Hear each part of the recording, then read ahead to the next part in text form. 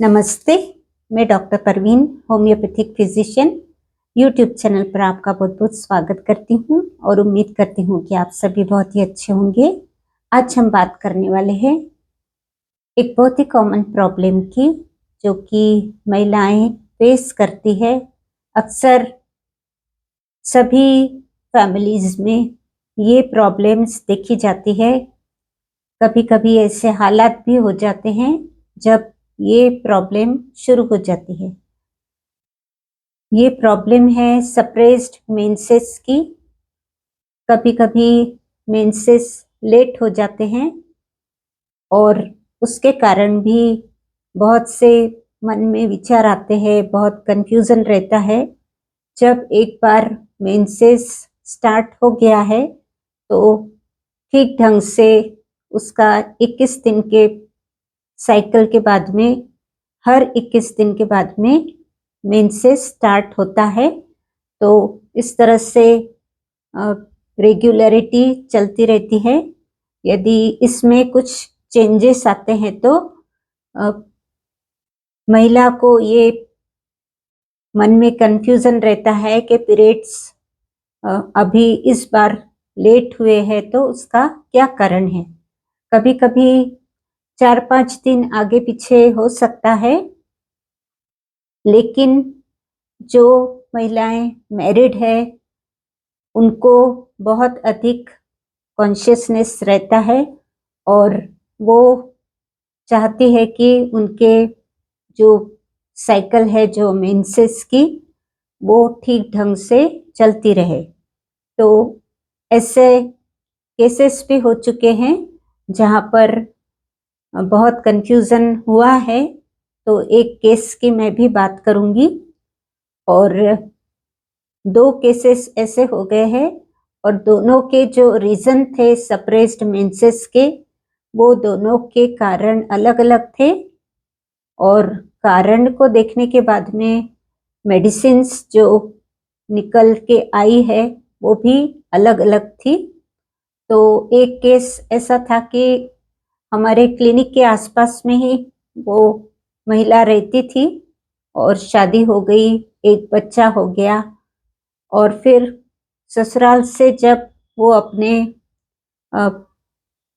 यहाँ पर माँ के घर में आई तो छोटा बच्चा लेकर आई और फिर बच्चा कुछ साल भर का भी हुआ नहीं था और वो वेट कर रही थी कि रेगुलर जो पीरियड्स आते हैं तो वो बंद क्यों हो गए। तो उसमें फिर वो थोड़ा स्ट्रेस में हो गई और फिर घर में बात करने लगी। अपनी मदर से भी उसने बात की और उसकी मदर ने फिर मेरे क्लिनिक में बिल्कुल पास में थे तो आकर ऐसे ही बातचीत की कि उसको पीरियड्स अभी आए नहीं हैं और थोड़ी उसको एंजाइटी हो रही है उस बात की। बच्चा छोटा है तो दूसरा बच्चा उसको अभी ज़रूरत भी नहीं है, तो उसको इस बात का डर है कि कहीं मेंसेस बंद हो गए हैं तो क्या वो फिर से उसने बच्चा कंसीव किया है क्या। तो इस बारे में वो बहुत चिंतित थी और बहुत ही परेशान थी, बहुत स्ट्रेस में थी। तो मैंने उनसे बात की और कहा कि उनको आप लेकर आ जाओ, मैं बात करती हूँ, थोड़ा देख लेती हूँ। फिर उनकी मदर उसको लेकर आ गई और वो आकर बैठी, बहुत स्ट्रेस में थी और कह रही थी कि पीरियड्स आए नहीं हैं। तो मैंने देखा तो उनकी बहुत एनीमिक लगी वो और नेल्स भी एकदम से फीके थे। आईज में भी ऐसा लग रहा था कि जैसे कोई ब्लड ही नहीं है। तो मैंने कहा कि आप पहले हीमोग्लोबिन चेक करवा लो, आप पहले टेस्ट करवा लो, उसके बाद में जो भी मेडिसिन देना है तो हम मेडिसिन ले सकते हैं पीरियड्स आने के लिए। मेडिसिन ले सकते हैं। तो जब पता चला, तो टेस्ट करने के बाद पता चला कि हीमोग्लोबिन बहुत ही कम है और उसकी वजह से मेंसेस बंद हो गए हैं। तो ऐसा कभी कभी हो सकता है कि यदि महिला बहुत अधिक एनीमिक हो गई है, वीक हो गई है, तो पीरियड्स बंद हो जाते हैं। दूसरी तरफ एक महिला थी जो कि क्लिनिक में आई थी और वो भी, उसे भी मैं जानती थी। उसके कुछ फैमिली प्रॉब्लम्स बहुत अधिक चल रहे थे, इतने ज्यादा कि वो बहुत मेंटल स्ट्रेस तो था, लेकिन डिप्रेशन में भी जा रही थी वो। तो बहुत एंजाइटी, मेंटल स्ट्रेस और डिप्रेशन की वजह से कभी कभी मेंसेस लेट हो जाते हैं और सप्रेस्ड हो जाते हैं। तो ये मुझे पता था, इसलिए फिर मैंने वैसे भी उनको समझाया कि शायद ये आपकी जो मनस्थिति है उसकी वजह से ही आपके पीरियड्स शायद सप्रेस्ड हो गए हैं। तो उन्हें भी मेडिसिन देने में आई और उनको भी फायदा हो गया। तो इस तरह से जब रीजन चेंज हो जाता है, कोई कारण, किसी कारण की वजह से मेडिसिन भी चेंज हो जाती है।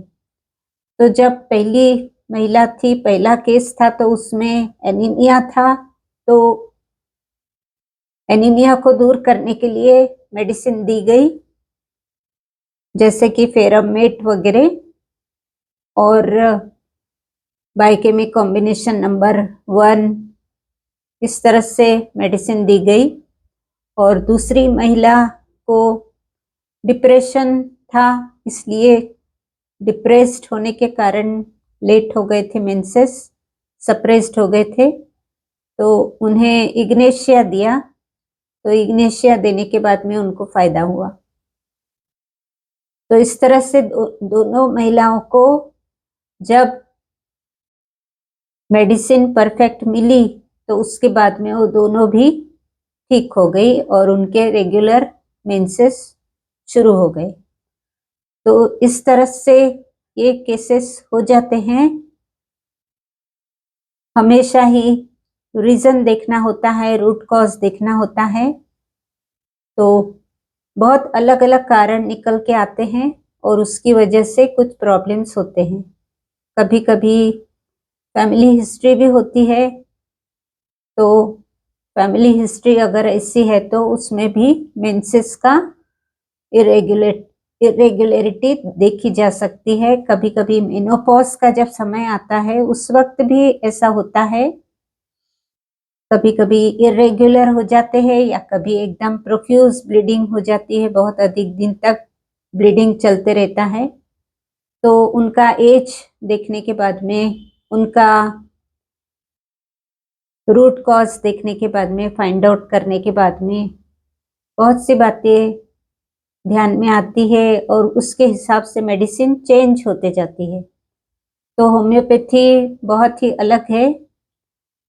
कुछ हार्मोनल इम्बैलेंस होते हैं बॉडी में और कभी कभी वीकनेस की वजह से सप्रेस्ड हो जाते हैं मेंसेस।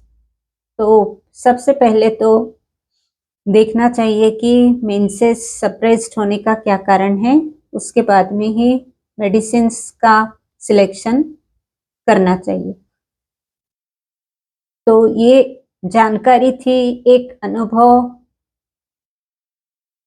एक अनुभव होता है कि किस तरह से मेडिसिन होम्योपैथी में चेंज होती है जब कारण उसके अलग अलग चेंज होते हैं। जैसे जैसे कारण बदलते हैं वैसे वैसे मेडिसिन भी बदलती रहती है। तो इस तरह से होम्योपैथी काम करती है। उम्मीद करती हूँ आपको वीडियो पसंद आएगा, कुछ जानकारी मिली होगी। तो वीडियो को शेयर कीजिए, लाइक कीजिए, कमेंट कीजिए और चैनल पर यदि नए हैं या चैनल को अब तक सब्सक्राइब नहीं किया है तो चैनल को भी सब्सक्राइब कर लीजिए। तो मिलते हैं फिर अगली वीडियो के साथ में, ऐसे ही कुछ जानकारी लेकर फिर आती हूँ। धन्यवाद। Thank you.